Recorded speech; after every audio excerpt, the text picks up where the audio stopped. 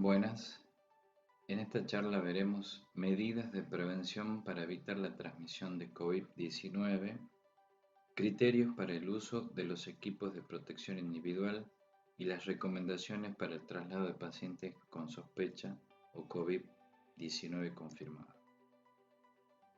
El objetivo de esta charla es brindar el fundamento científico de las medidas de prevención para evitar la transmisión de COVID-19 y los criterios del uso de los equipos de protección individual. Veremos una introducción rápidamente, lo más importante del virus, la situación mundial y local, veremos los aspectos más destacados de la clínica, la definición actual de casos sospechosos, veremos algo muy importante que son las medidas de prevención, las recomendaciones en el uso de los EPI, las recomendaciones para el traslado de pacientes con sospecha o COVID positivo. Como sabemos, el nombre de coronavirus es dado porque este virus tiene una glucoproteína que le dan la forma de corona radiada al virus, por eso es que se le llama coronavirus. Este virus, el virus que causa el COVID-19 es el SARS-CoV-2, que es un nuevo coronavirus que se identificó por primera vez durante una investigación en un brote en Wuhan, en un pueblo en la provincia de Wuhan, en un mercado de China. Recordemos que es importante tener presente que se transmite fundamentalmente de persona a persona y lo hace a través de las gotitas respiratorias que se produce cuando una persona infectada tose o estornuda, o mediante el contacto con superficies o objetos contaminados, es decir, al tocar una superficie o objeto que tenga el virus y luego tocarse la cara, tocarse la boca, tocarse la nariz. Tenemos como antecedente el SARS-CoV, que es un virus que produjo en el año 2002-2003 alrededor de 650 muertos en China.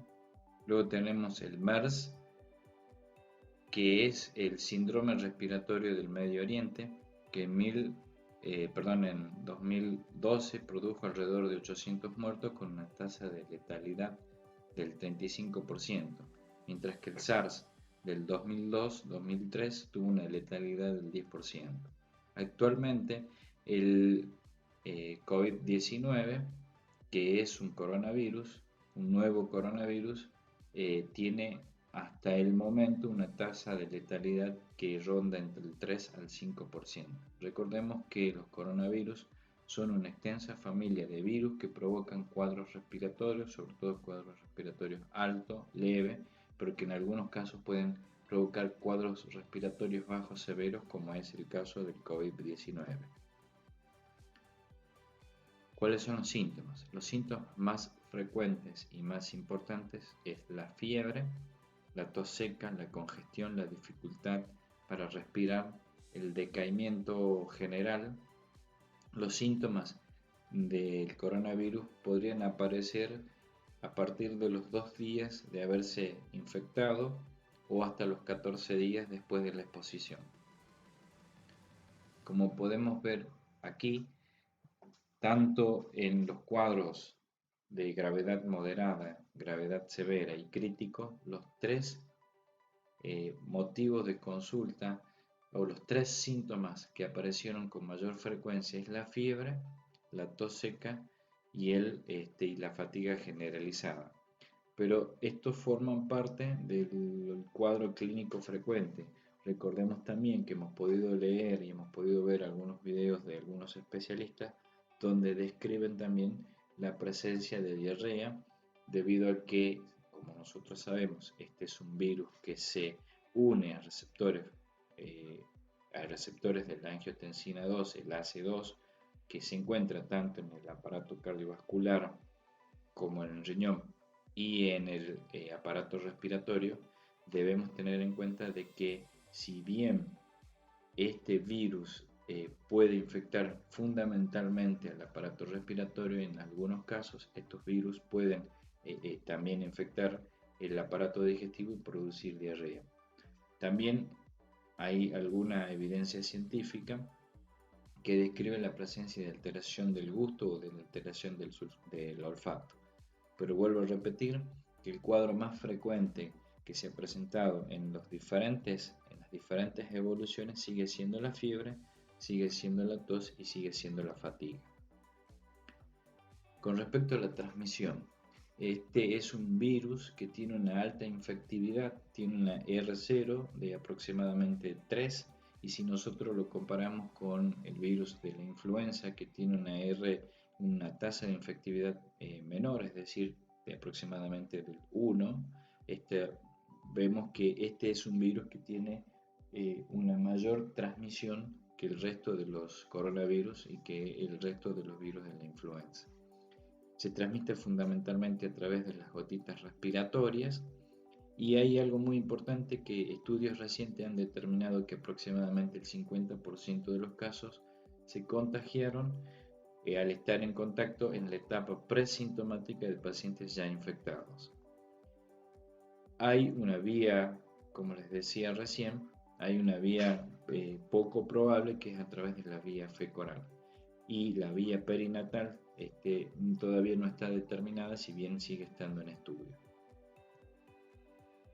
Acá ustedes pueden ver que el 50% de los síntomas aparece aproximadamente el día 5, y que el rango del 97%, 97,5% de los síntomas aparece entre el día 2 y el día 14. Por eso es importante en el interrogatorio de los antecedentes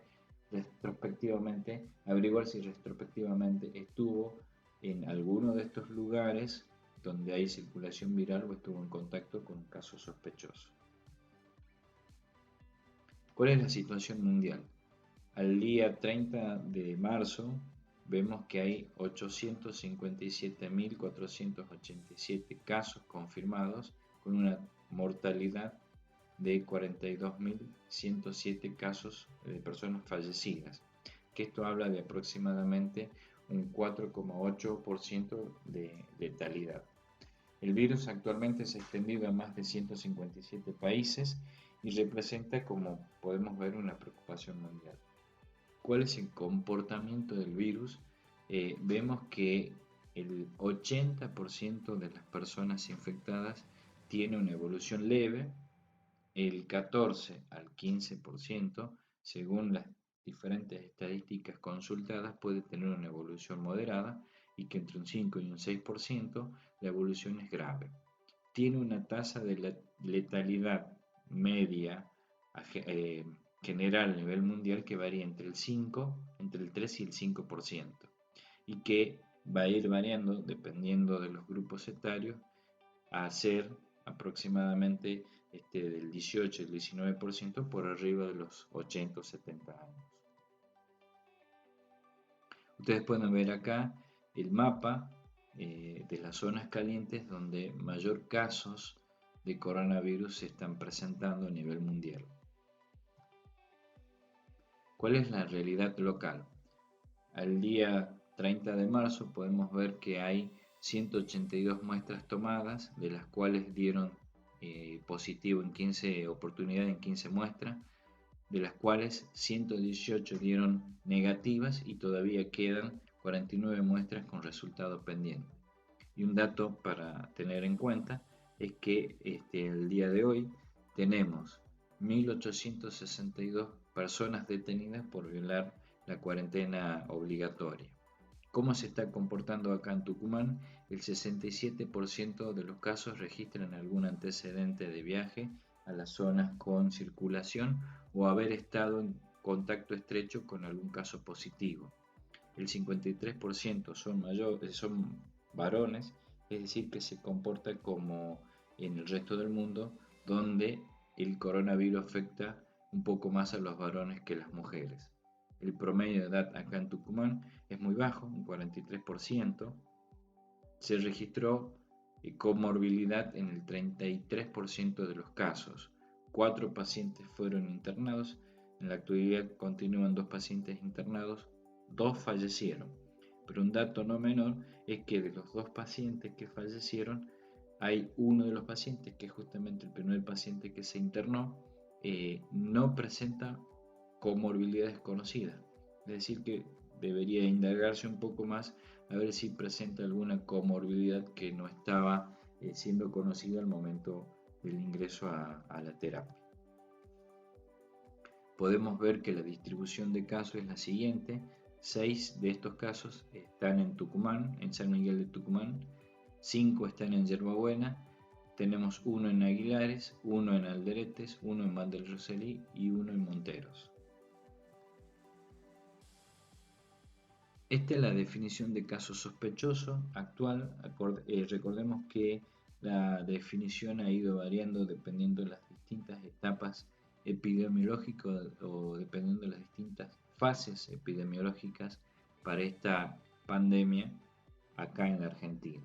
Y hoy se define como caso sospechoso a toda persona que presente fiebre y uno o más de los siguientes síntomas respiratorios: tos seca, odinofagia, es decir, dolor de garganta, dificultad respiratoria, sin otra etiología que explique completamente la presentación de esta clínica, y que además en los últimos 14 días haya estado en contacto con algún caso confirmado de COVID-19 o tenga una historia de viaje fuera del país, o que haya estado de viaje o residiendo en alguna de las zonas de transmisión local.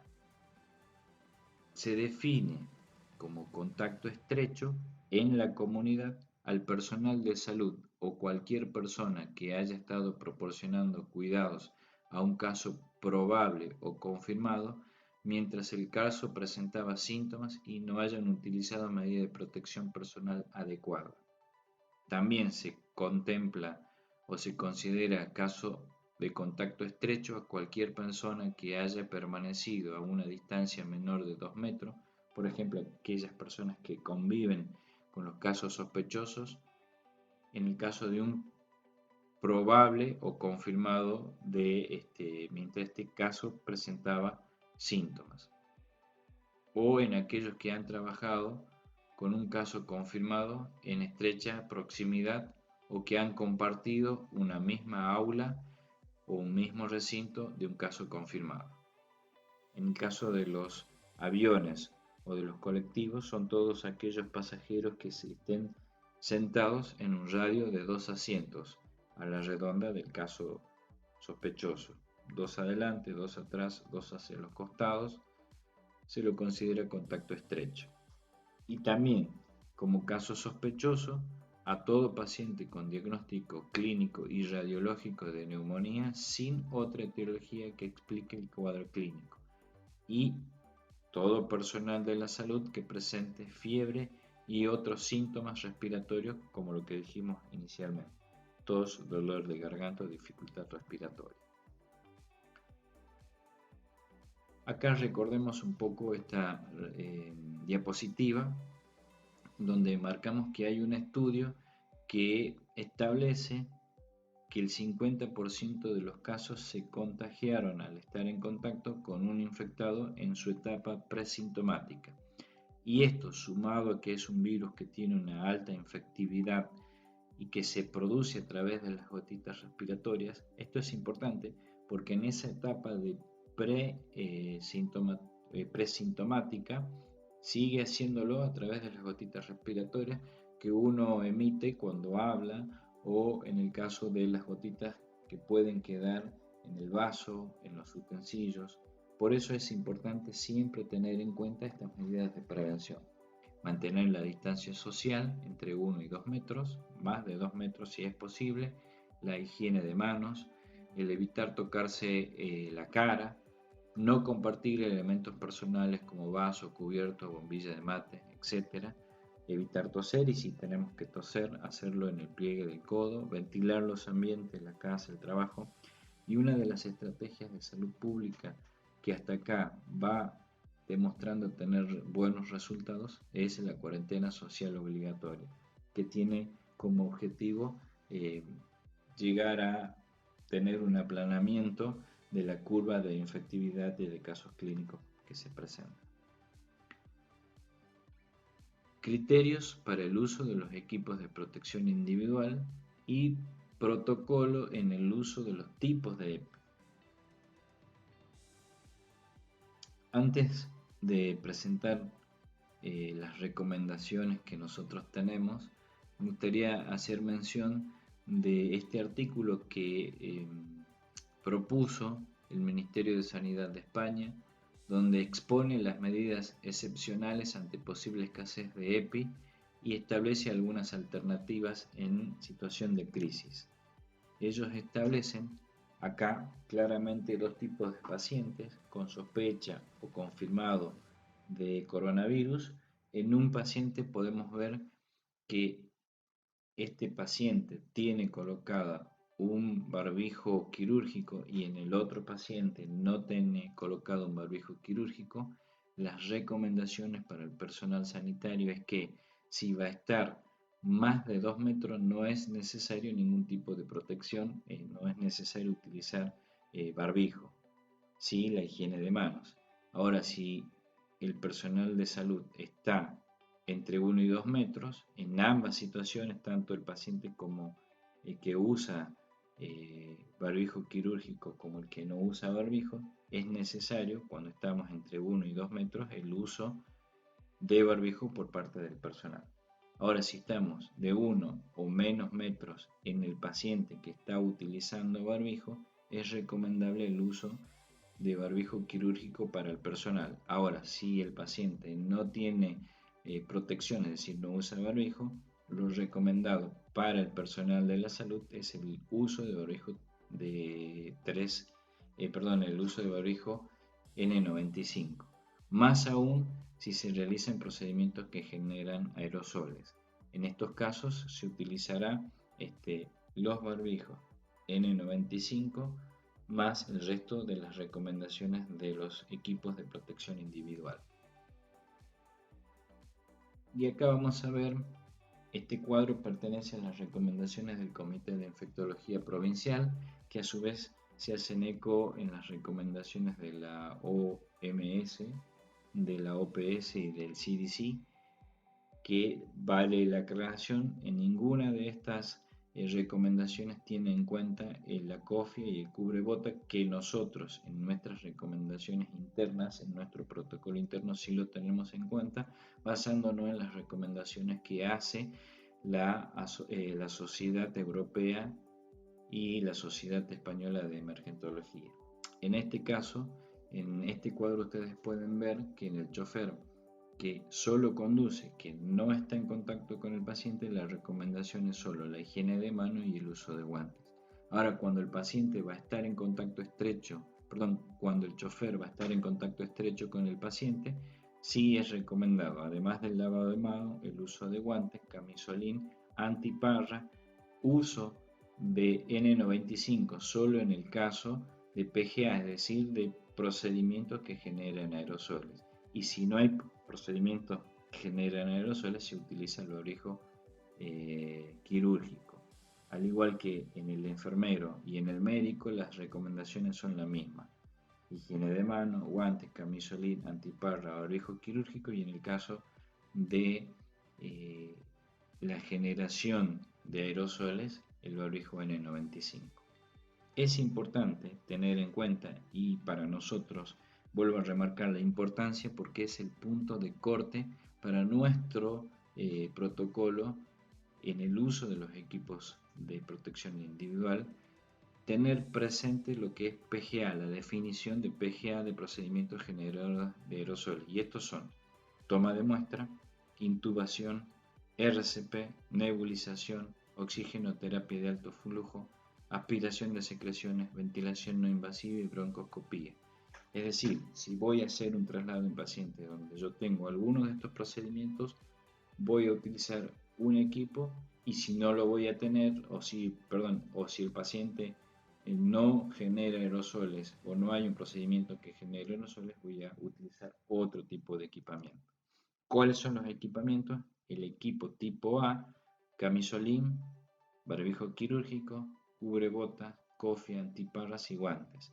En el equipo tipo B tenemos el mameluco, el mono, el Tyvek, que es el que cubre la cabeza y todo el cuerpo completo, más un barbijo N95, al cual se le suma un segundo barbijo quirúrgico que se utiliza con la finalidad de optimizar los recursos: antiparra, doble guante y cubrebotas.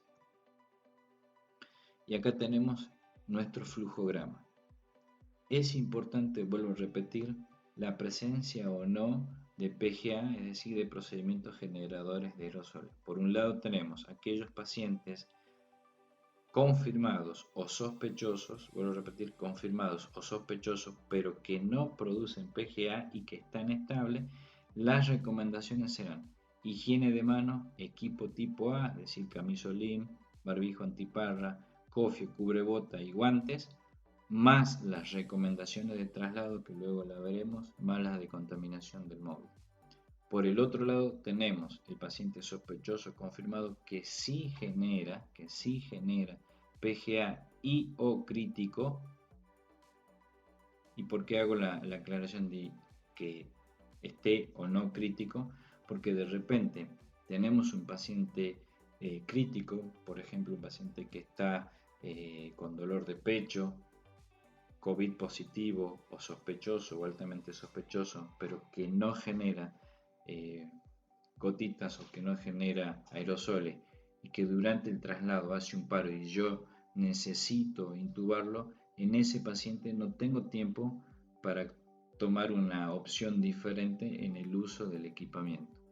En ese caso, paciente con PGA y o en estado crítico, las recomendaciones higiene de mano más EPI tipo B, más las recomendaciones de traslado y más la de contaminación del móvil. ¿Cuáles son las recomendaciones para el traslado del paciente? Son recomendaciones generales y con esto ya vamos terminando la charla. Tenemos por un lado evitar o reducir al mínimo posible el contacto con el paciente. Si el paciente camina, el mismo puede subir solo al móvil, lo puede hacer tranquilamente subir al móvil. En este caso lo que nosotros tenemos que hacer es explicarle al paciente que nosotros le vamos a abrir la puerta del móvil, que el paciente suba por sus propios medios.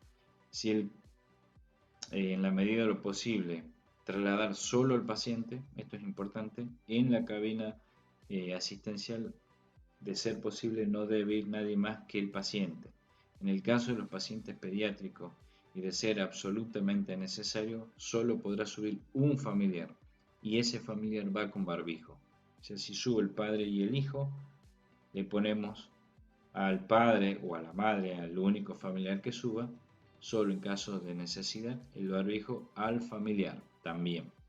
Si el paciente está estable, deberá sentarse de la mitad de la camilla hacia la puerta posterior. Recuerden esto, que es muy importante. Siempre el paciente debe llevar barbijo. Si el paciente está estable y no requiere monitoreo, el personal podrá ir en la cabina de conducción. Si el paciente produce PGA, es decir, terapia de alto flujo, nebulización, etc., debe colocarse un barbijo sobre la máscara de nebulización en el caso de que el paciente tolere. Y está recomendado el uso de otros dispositivos que aíslen al paciente, como puede ser, de manera ideal, el uso de las cápsulas a presión negativa, como puede ser una isochamber o alguna alternativa que se puede utilizar en este caso de traslado de pacientes. De ser posible, mantener la distancia mayor a 2 metros. En el caso de ser necesario trasladar un paciente intubado, debe ser utilizado un respirador. Y recuerden de que se desaconseja el uso del AMBU, ya que es uno de los dispositivos que mayor generación de aerosoles produce. Con respecto a la historia clínica, deberá ser completada antes o después del traslado, no requiere la firma del familiar. Esto es algo que hemos logrado consensuar con algunas obras sociales, el caso de no exigir la firma del paciente o del familiar.